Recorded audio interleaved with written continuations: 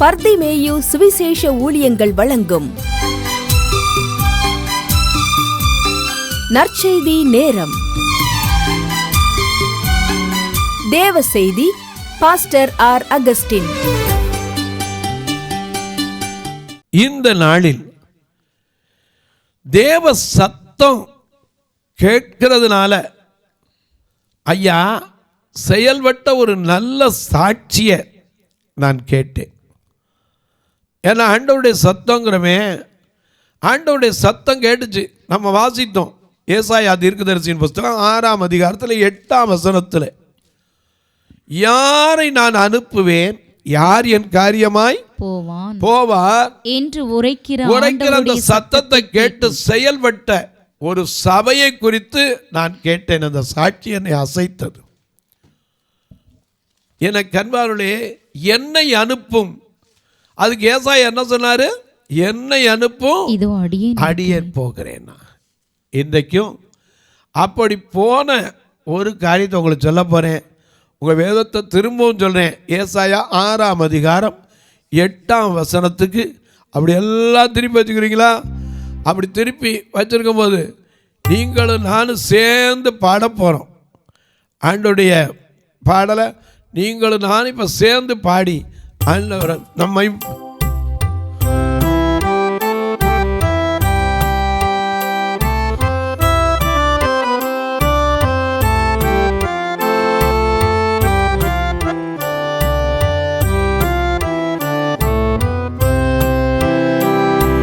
ரெண்டாயிரம் ஆண்டு ஆகியும் இந்தியா இயேசுவை அறியலையே.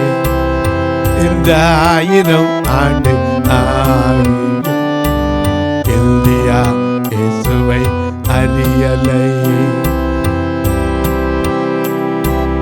இன்னும் 2000 வருஷம் ஆயிடுச்சு, ஆனால் இந்தியான்னு இயேசு அறியலையே.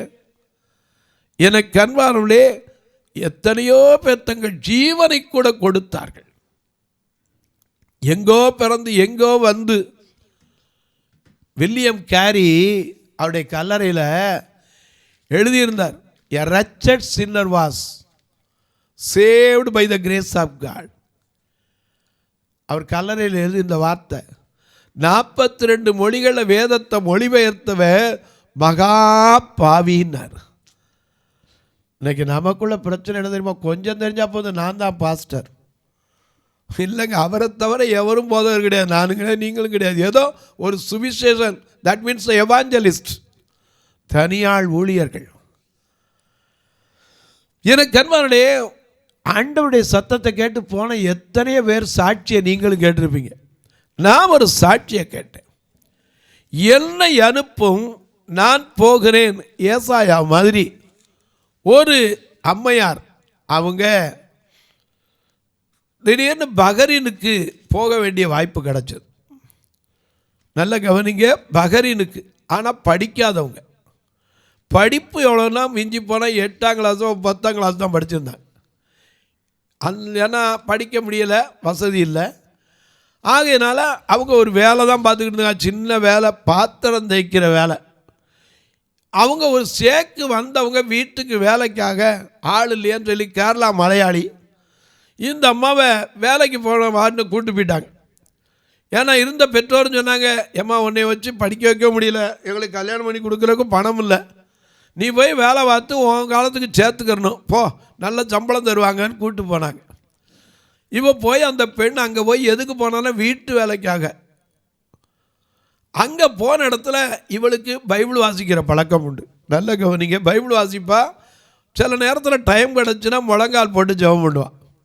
இப்படி ஜெபம் பண்ணிக்கிட்டு இருக்கும்போது ஒரு நாள் ஆண்டவர்கிட்ட ஜெபம் பண்ணாலாம், ஆண்டவரே, நான் என் குடும்பத்துக்காக சம்பாதிக்கிறதுக்கு தேசத்தை விட்டே இங்கே வந்துட்டேன், ஆனால் உங்களுக்காக ஏதாவது நான் செய்யணுமே, என்னால் ஒன்றுமே செய்ய முடியலன்னு ரொம்ப நேரம் கண்ணீர் விட்டு அழுவாளாம்.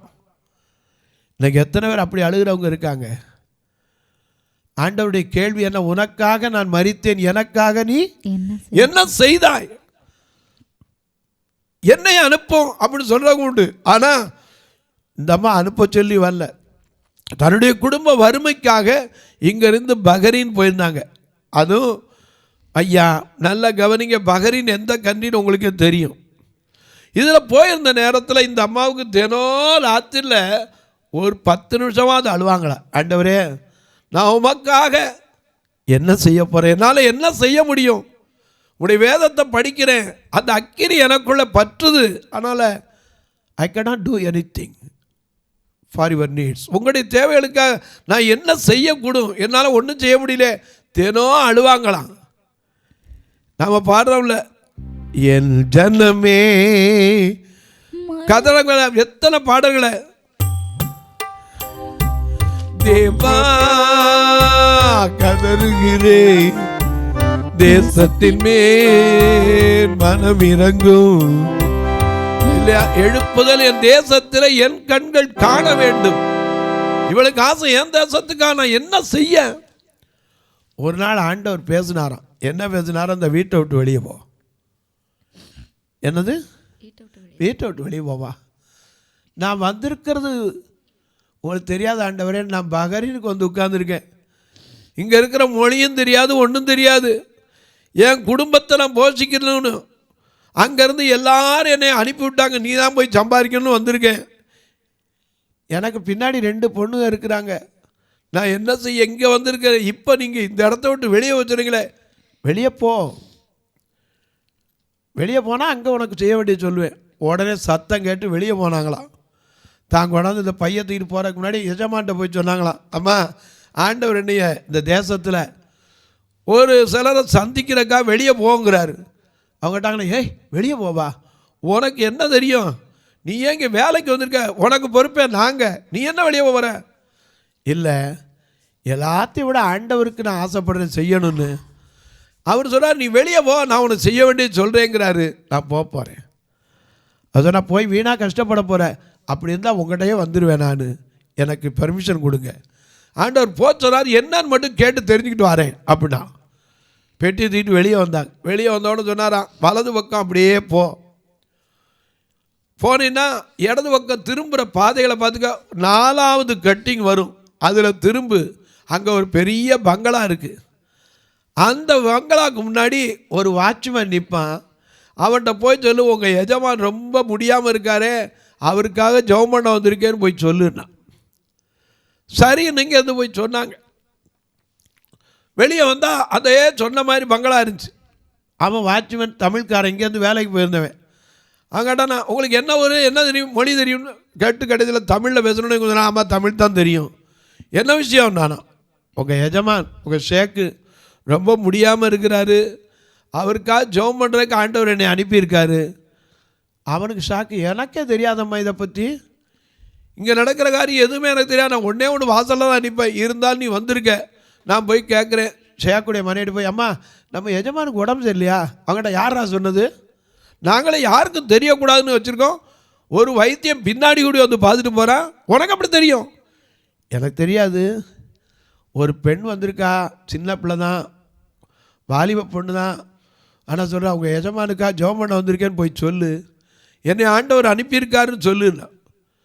சரி பொறு, நான் போய் கேட்டு வரேன்னு சொல்லி அந்த சேகிட்ட போய் கேட்டாங்களாம். ஐயா, ஒருத்தர் ஜெபம் பண்ண வந்திருக்கேங்கிற ஒரு பெண்ணு, உங்களுக்கு உட முடியாது, எப்படி சொன்னாங்க, யார் சொன்னாங்களோ தெரியாது, அந்த பொண்ணு இங்கே வந்திருக்காளே, அதை நான் உள்ளே அனுப்புனா. உள்ளே போய் இந்த பொண்ணு ஜெபம் பண்ண போது என்ன ஆயிடுச்சு, அவருக்கு அந்த வியாதி போயிடுச்சு. வியாதி போய் எந்திரிச்சு உட்காந்துட்டார். உட்காந்தவொடனே கேட்டாரா, அம்மா நீ எங்கேம்மா தங்கியிருக்கேன்னாரா. எனக்கு வீடு கிடையாது, நான் இந்த அந்நிய தேசத்தில் வேலைக்கு தான் வந்திருக்கேன்.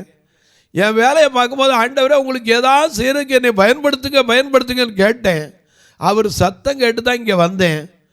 அவர் சொன்னார், இப்படி ஒருத்தர் சோமலாமல் இருக்கார், நீ போய் ஜெபம் பண்ணு அப்படின்னு அனுப்புனார். நான் வந்தேன். உனக்கு வீடு இல்லையா, நான் தார பெரிய வீடு அப்படின்னு சொல்லி கொடுத்தாராம். அந்த வீட்டில் சபையை ஆரம்பித்து இன்றைக்கி பஹ்ரைனில் அந்த சபை இருக்கிறதா. ஏன் சொல்கிறேன், ஆண்டவருடைய சத்தத்துக்கு கீழ்ப்படிஞ்சா நமக்கு எந்த இடத்துலையும் அவர் வழியை திறப்பார். நாம் நினைப்போம் அவருடைய சத்தத்தை கேட்டு வரணும். நானும் ஒரு நாள் இப்படி தான் பார்வையற்ற மக்களோடு இருந்தபோது ஒரு கண்ணுதிரி அவர் இறந்து போனார். அவருடைய மனைவிட்ட ஒத்த காசு கிடையாது அடக்கம் பண்ணுறதுக்கு. அப்போ என்ன சொன்னாங்க, கூப்பிட்டு அண்ணே அடக்கம் பண்ணுறதுக்கு ஒன்றுமே இல்லைண்ணே பைசா. எங்கெங்கேயோ போய் கேட்டு பார்த்தேன்.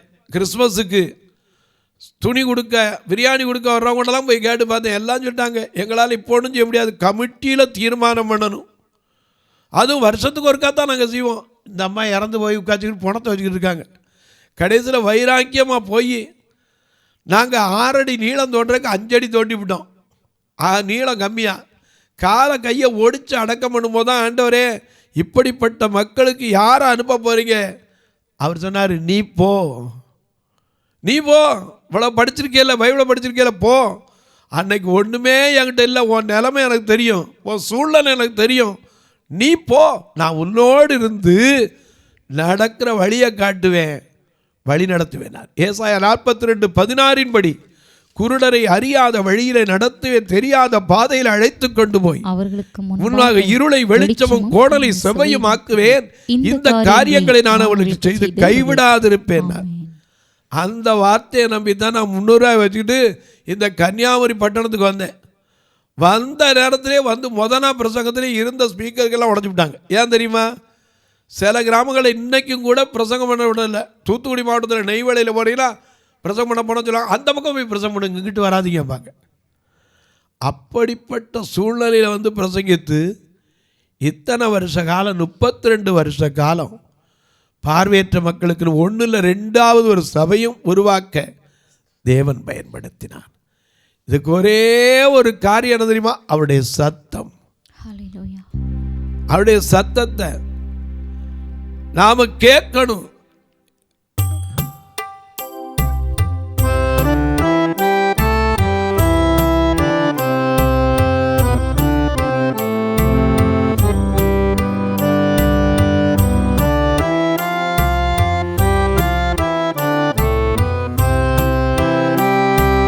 கர்த்தரை நம்பியே ஜீவிப்போம், கவலை கஷ்டங்கள் தீர்ந்திடும். கர்த்தரை நம்பியே ஜீவிப்போம், கவலை கஷ்டங்கள் தீர்ந்திடும். கைவிடா காத்திடும் பரவனில் கரல்களை நாம் பற்றிக் கொள்வோம். கைவிடா காத்திடும் பரவனில் கரல்களை நாம் பற்றிக் கொள்வோம்.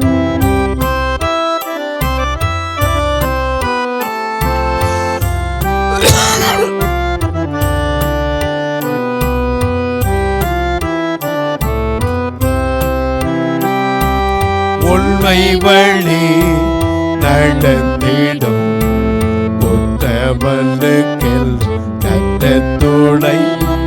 கல்கள் அவன் மீது வைத்திடுவார், கல்கள் அவன் மீது வைத்திடுவார், கருத்தாய் காத்திடுவார். கல்கள் அவன் மீது வைத்திடுவார், கருத்தாய் காத்திடுவார். கர்த்தரை நம்பியே ஜீவிப்போம், கவலை கஷ்டங்கள் தீர்ந்திடும். கைவிடா காத்திடும் பரமனில் கரல்களை நாம் பற்றிக் கொள்வோம். கைவிடா காத்திடும் பரமனில் கரல்களை நாம் பற்றிக் கொள்வோம். எனக்கு அன்பானவர்களே, நல்லா கவனிங்க. ஒன்றுமே இல்லாமல் தான் வந்தேன், ஆனால் அவர் சத்தத்தை கேட்டு வந்தேன். யாரை நான் அனுப்புவேன்னார். இந்த பார்வையில்லாத மக்கள் மத்தியில் ஒன்றுமே செய்ய முடியாது, ஏன்னா அவங்களுக்கு ஒரு வசதியும் இல்லாதவங்க. இவங்க மத்தியில் எப்படிங்க வைக்கிறது? அவர் எல்லாம் தெரியுப்பா, நீ போ. அவருடைய சத்தத்தை கேட்டு 1992 வந்தேன். இன்னைக்கு 2024, 32 வருஷங்கள் தெருக்களில் இன்னைக்கும் பிரசங்கிக்கிறேன். இத்தனை வயசு காலத்துலையும் சில நேரம் உட்கார முடியாட்டா, எங்கேயாவது சேர் கூட கொடுக்குறான், நிற்க முடியாட்டா. அதில் தான் இன்னைக்கும் பிரசங்கித்து நடத்தி வருகிறோம். எப்படி கர்த்தர் நடத்துகிறார், அவருடைய சத்தத்துக்கு செவி கொடுத்தா நமக்கு ஆசீர்வாதம். எப்படி ஆசீர்வாதமா? திருப்புங்க பார்ப்போம். ஆண்டவருடைய சத்தத்துக்கு செவி கொடுக்கிறவனுக்கு என்னென்ன உண்டா சொல்லி முடிக்க போறேன். உபாகமம் 28:1 பாருங்க. இன்று நான் உனக்கு விதிக்கிற உன் தேவனாகிய கர்த்தருடைய கட்டளைகளின்படியெல்லாம் செய்ய நீ கவனமாயிருக்கும்படிக்கு அவர் சத்தத்திற்கு உண்மையாய் செவி கொடுப்பாயானால் உன் தேவனாகிய கர்த்தர் பூமியிலுள்ள சகல ஜாதிகளிலும் உன்னை மேன்மையாய் வைப்பார். முதல்ல எங்க சொந்தக்காரன் இன்னைக்கு பார்த்து சொன்னா, எப்படா 2 கண்ணு தெரியாம ஒன்றும் முடியாதுன்னு நாங்கள் கொண்டு விட்டுட்டு வந்தோம், இப்போ எப்படா இப்படி வந்தேங்கிறான். சகல ஜாதிகளிலும் மேன்மையாய் வைப்பார். உன் தேவனாகிய கர்த்தரின் சத்தத்துக்கு செவி கொடுக்கும் போது இப்பொழுது சொல்லப்படுகிற ஆசீர்வாதங்கள் எல்லாம் உன்மேல் வந்து உனக்கு பலிக்கும். பட்டணத்திலும் ஆசீர்வதிக்கப்பட்டிருப்பாய். நல்ல கவனிங்க. நீ எந்த பட்டணத்தில் இருந்தால் அந்த பட்டணம் உன் நிமித்தம் ஆசீர்வதிக்கப்படும். வெளியிலும் ஆசீர்வதிக்கப்பட்டிருப்பாய். உன் கர்ப்பத்தின் கனினா என்னது? உன் குழந்தைங்க. ஏன்னா ஆதியாகமம் 21 யோசேப்பு சொல்றாரு, பயப்படாதீர்கள், நான் உங்களை மட்டுமல்ல உங்கள் குழந்தைகளையும் பராமரிப்பேன். உன் நிலத்தின் கனியும் உன் கர்ப்பத்தின் கனியையும் உன் நிலத்தின் கனியையும் உன் மாடுகளின் பெருக்கமும் உன் ஆடுகளின் மந்தைகளுமாகிய உன் மிருக ஜீவன்களின் பலனும் ஆசீர்வதிக்கப்பட்டிருக்கும். உன் கூடையும் மாப்பிசைகிற தொட்டியும் ஆசீர்வதிக்கப்பட்டிருக்கும். நீ வரும்போது ஆசீர்வதிக்கப்பட்டிருப்பாய், போகும்போதும் ஆசீர்வதிக்கப்பட்டிருப்பாய். உனக்கு விரோதமாய் எழும்பும் உன் சத்துருக்களை கர்த்தர் உனக்கு முன்பாக அடிக்கப்படும்படி ஒப்புக் கொடுப்பார். ஒரு வழியாய் உனக்கு எதிராய் வருவார்கள், 7 வழியா என்ன செய்வாங்க? முன்பாக ஓடி போவார்கள். கர்த்தர் உன் களஞ்சியங்களிலும் உன் கையிட்டு செய்யும் எல்லா வேளையிலும் உனக்கு ஆசீர்வாதத்தை கட்டளையிடுவார். உன் தேவனாகிய கர்த்தர் உனக்கு கொடுக்கும் தேசத்திலே உன்னை ஆசீர்வதிப்பார். நீ உன் தேவனாகிய கர்த்தரின் கட்டளைகளை கைக்கொண்டு அவர் வழிகளில் அவருடைய வழிகளில் நடக்கும்போது கர்த்தர் உனக்கு ஆணையிட்டபடியே உன்னை தமக்கு பரிசுத்த ஜனமாக நிலைப்படுத்துவார். அப்பொழுது கர்த்தருடைய நாமம் உனக்கு தரிக்கப்பட்டது என்று பூமியின் ஜனங்கள் எல்லாம் கண்டு உனக்கு பயப்படுவார்கள். உனக்கு கொடுப்பேன் என்று கர்த்தர் உன் பிதாக்களுக்கு ஆணையிட்டு கொடுத்ததிலே கர்த்தர் உன் கர்ப்பத்தின் கனியையும் உன் மிருக ஜீவன்களிலும் உன் நிலத்தின் கனியிலும் உனக்கு பரிபூரண நன்மை உண்டாக கட்டளையிடுவார். ஏற்ற காலத்திலே உன் தேசத்திலே மழை பெய்யும். நீ கையிட்டு செய்யும் வேலைகளை எல்லாம் ஆசீர்வதிக்கும். கர்த்தர் உனக்கு நல்ல பொக்கிஷசாலையாகிய வானத்தை திறப்பார். நீ அநேகம் ஜாதிகளுக்கு கடன் கொடுப்பாய், நீயோ கடன் வாங்காதீர்கள். ஹல்லேலூயா. என்ன அவர் ஆசீர்வதிக்க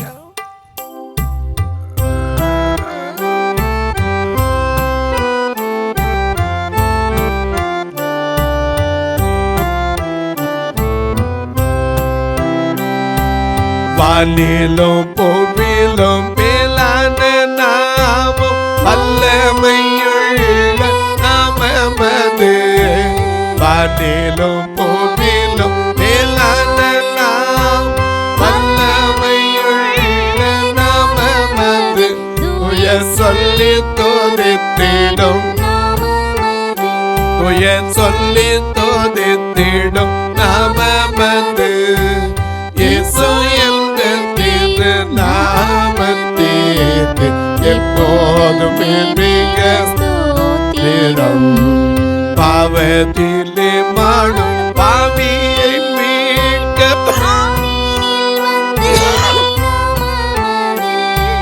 பாவத்திலே மாடும் பாவியை மீட்க பாரினில் வந்த பரலோகத்தில் சேர்க்கும் நாமமது. பரலோகத்தில் சேர்க்கும் நாமமது. இயேசு என்ற திருநாமத்திற்கு எப்போதுமே மிக ஸ்தோத்திரம்.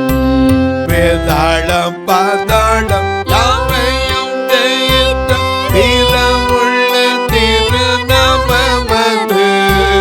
வேதாளம் பாதாளம் யாவையும் வீரமுள்ள திருநாமமது.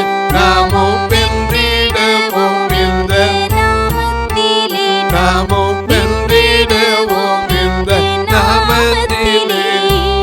இயேசு என்ற திருநாமத்திற்கு எப்போதுமே மிக ஸ்தோத்திரம். இயேசு என்ற திருநாமத்திற்கு எப்போதுமே மிக ஸ்தோத்திரம். எனக்கு அன்பானவர்களே, நல்ல கவனிங்க. தரிசனங்கள் ஒரு நாள் மாறாதுங்க. அதனாலதான் ஆபுக்குள்ள வாசிக்கிறோம், குறித்த காலத்திற்கு தரிசனம் இன்னும் வைக்கப்பட்டிருக்கிறது, அது பொய் சொல்லாது, தாமதித்தாலும் அதற்கு காத்திரு, அது தாமதிப்பதில்லை, நிச்சயமாய் வரும். மறந்துடாதீங்க. ஏசாயா அந்த தரிசனம் கண்டு அப்படிப்பட்ட காலத்திலிருந்து ஜனங்களுக்கு என்ன சொல்ல வந்தான் தெரியுமா? பாவத்தில் குடிச்சு வெறிச்சு கிடக்கிற மக்கள், வீடு தன்னோட இருக்கிறத கூட்டணும்னு ஆசைப்பட்ட மக்கள், சாராயத்தை கலந்து வைக்க வீரர்களாய், குடிக்கிறதுக்கு வீரராய், கலந்து வைக்க பராக்கிரமசாலிகளாய், அது மட்டுமல்ல 5:23 பரிதானத்திற்காக நீதிமானை குற்றவாளி என்று குற்றவாளி அவன் நியாயத்திற்குள்ளதுமாய் ஐயா புரட்டுகிற உலகத்தில் இருந்தவன், கசப்பை தித்திப்பென்று தித்திப்பை கசப்பென்று சாதிக்கிற மக்கள் மத்தியில் இருந்தவன், அந்த ஜனங்களுக்கு என்ன தீர்க்க தரிசனம் சொன்னா தெரியுமா? 7ஆம் அதிகாரத்திலே மிக அழகா சொன்னா 14ஆம் ஆண்டவர் தாமே உங்களுக்கு ஒரு அடையாளத்தை கொடுப்பார். இதோ ஒரு கன்னிகை கர்ப்பவதியாகி ஒரு குமாரனை பெறுவார், அவருக்கு இம்மானுவேல். இம்மானுவேல்னா என்னது? தேவன் நம்மோடு இருக்கிறார். இப்படிப்பட்ட பாவத்தில் இருக்கிற மக்களுக்கு அந்த பாவத்தை போக்குவதற்கு கூட இருக்கிற ஒரு இம்மானுவேலை, இம்மானுவேலே ரத்தத்தால் நீரை போற்றோண்டே நான் நம்புவேன், இயேசுயன் காய் மரித்தார், பாவம் நீங்க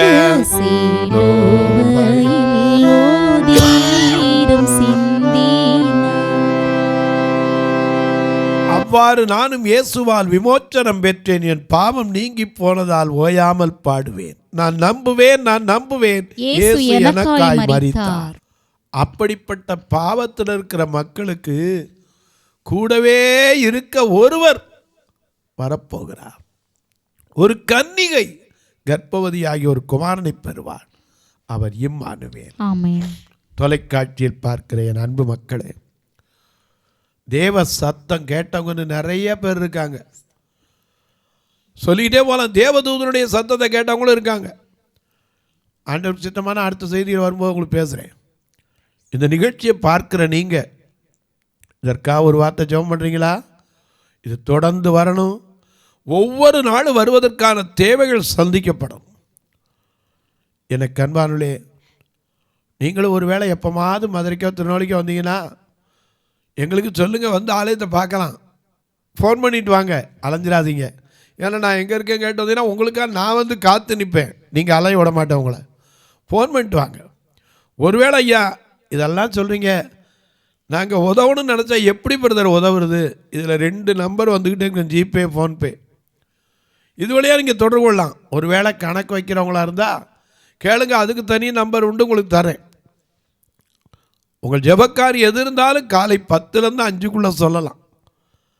அது மட்டுமல்ல, எனக்கு அன்பார்களே, என்ன காரியம் இருக்குது பிரதர்ன்னு கேட்பீங்க. எத்தனையோ கட்டுமான பணி இன்னும் நிற்குது.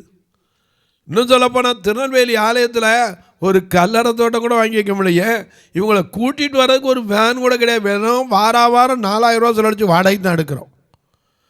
வர்ற அன்னைக்கு ஒருத்தரை கூட சாப்பிடாம அனுப்புறதில்லை. உங்கள் பிறந்த நாள், திருமண நாள் போன்ற நல்ல நாட்களிலே ஒரு நாள் உணவு கொடுக்க உதவலாம், உடை கொடுக்க உதவலாம், ஊன்றுகோல் கொடுக்க உதவலாம், ஒரு கட்டுமான பணிக்கு உதவலாம், ஒரு பார்வையற்ற பெண் பிள்ளைகளுக்கு திருமணத்துக்கு உதவலாம். இப்படி பல காரியம் உண்டு. அவர்களுக்கு பிறந்த பிள்ளையுடைய கல்விக்கு உதவலாம். அது உங்களுடைய விருப்பம். எது கர்த்தர் உங்கள் மனசில் ஏவறார் அதுக்கு. இல்லை பிரதர் வந்து பார்க்கணும், எங்களால் ஒன்றும் செய்ய முடியல, பரவாயில்ல வந்து பாருங்கள், கர்த்தர் ஏவனா நீங்கள் செய்யலாம், இல்லாட்டா கட்டாயம் இல்லை. உங்களுக்காக இப்போ ஜெபிக்கட்டுமா? நல்ல பிதாவே, நன்றியோடு துதிக்கிறோம் சுவாமி.